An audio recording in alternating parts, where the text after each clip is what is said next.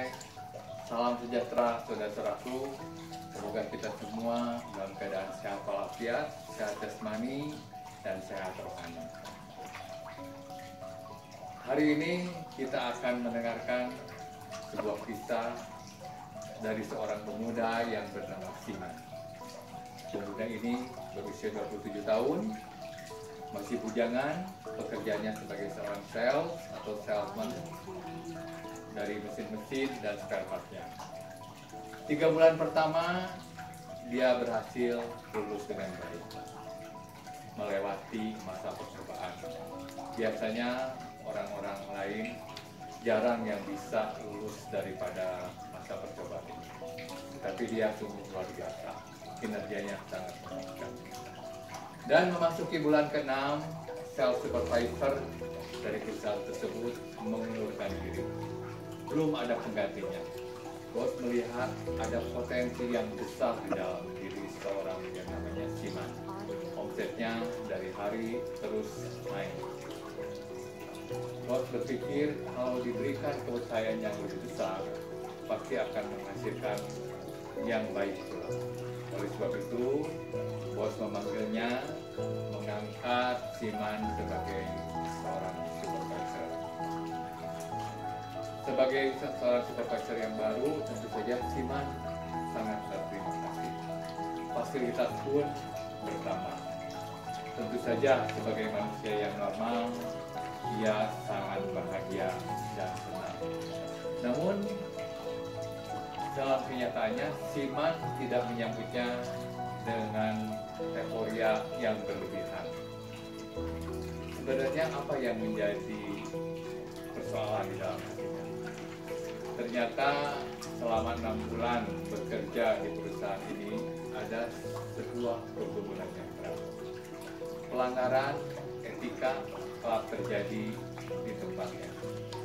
Suap menyuap, menaikkan harga seenaknya, bohong pada customer, bahkan melakukan entertainment ke tempat yang remang-remang pun diperbolehkan. Sebagai anak Tuhan, Siman kabur dan terlarang. Dia tidak ingin melakukan seperti mereka.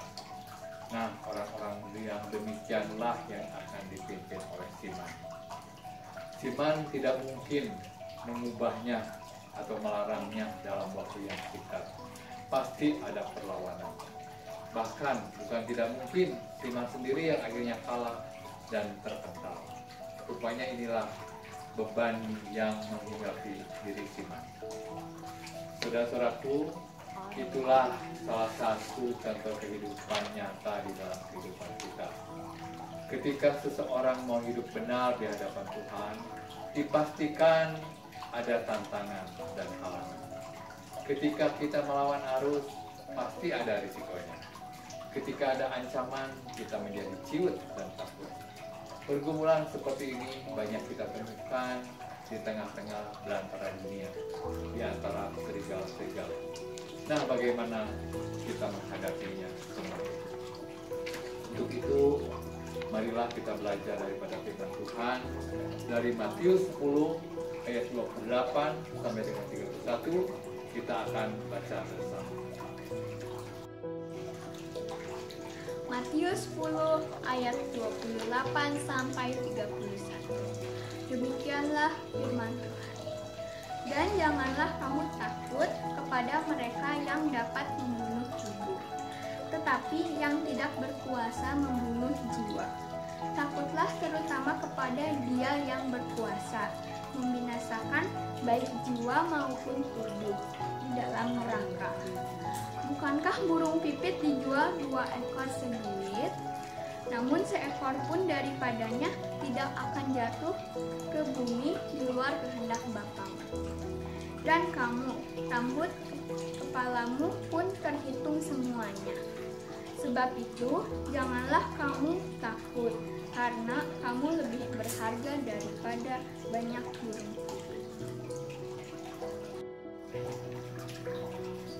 Saudara-saudaraku, firman Tuhan melalui Matius 10 ayat 28 sampai dengan 31 yang barusan kita baca mengajak kita supaya tidak takut dan gentar, mengatakan kebenaran Tuhan kepada dunia sekeliling kita. Karena apa yang datang dari dunia ini tidak dapat membunuh jiwa. Sebaliknya, takutlah kepada Tuhan yang lebih berkuasa atas tubuh dan jiwa kita. Dengan bersikap demikian, kita telah memperlihatkan iman kita terhadap dunia ini. Kita harus yakin akan pemeliharaannya. Burung pipit, burung yang kecil, dan yang tidak ada harganya, Dia pelihara. Apalagi kita manusia ciptaannya yang paling sempurna. Jauh lebih berharga. Dia sangat peduli. Biarlah kuasanya mengangkat kita terus.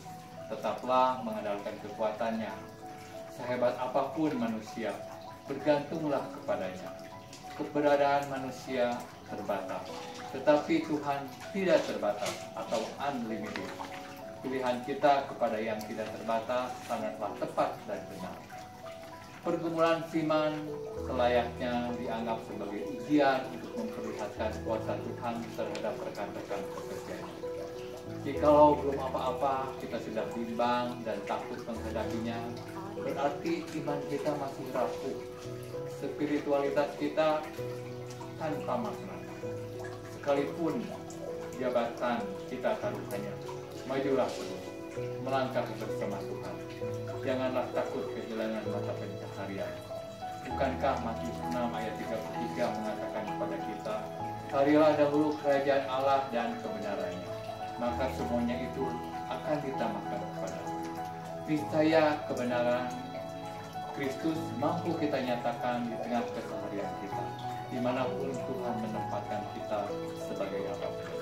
Dan pada akhirnya, ingatlah, Tuhan kita yang tanpa batas, sedangkan kita sangat terbatas.